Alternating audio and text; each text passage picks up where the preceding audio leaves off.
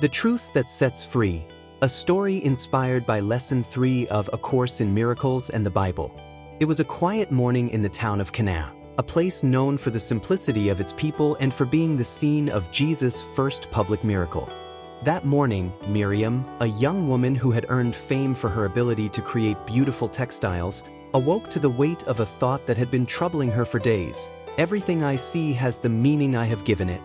She had heard that phrase in a meeting studying the text of A Course in Miracles, but didn't understand how to apply it to her life. With her heart full of doubts, Miriam went out to the market. As she walked, she saw her neighbor Rachel arguing with a merchant over the price of some spices. The tension in their voices made Miriam feel a growing unease. People are always in conflict, she thought with a hint of resignation. Up ahead, she found a child crying because he had lost his mother in the crowd. Miriam felt a pang of sadness as she remembered her own loss when she was little.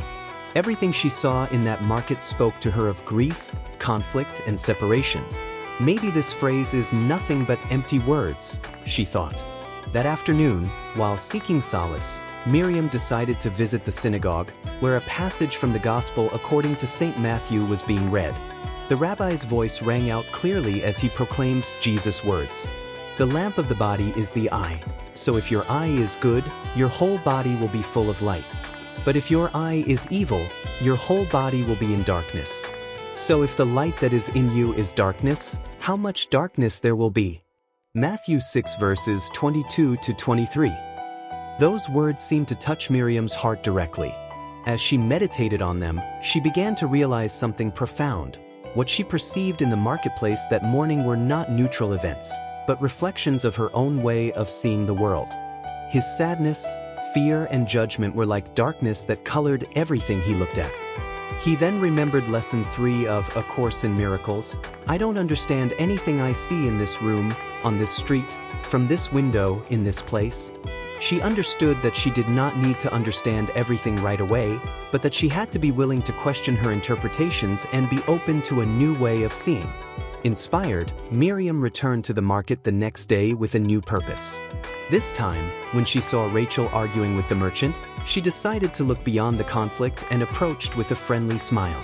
"Raquel, can I help you with something?" he asked. The tension subsided immediately, and both women found a peaceful solution. Then, she found the same child she had seen crying the day before. This time, instead of focusing on her own sadness, she approached the little boy, took him by the hand and helped him find his mother.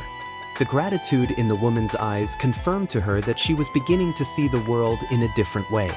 That night, Miriam sat down to reflect and realized that something inside her had changed. She understood that it was not external events that dictated her reality, but the meaning she herself gave them. The words of Jesus and the lesson of A Course in Miracles had become intertwined in her heart, showing her that by changing her way of seeing, she could illuminate the world with a new light.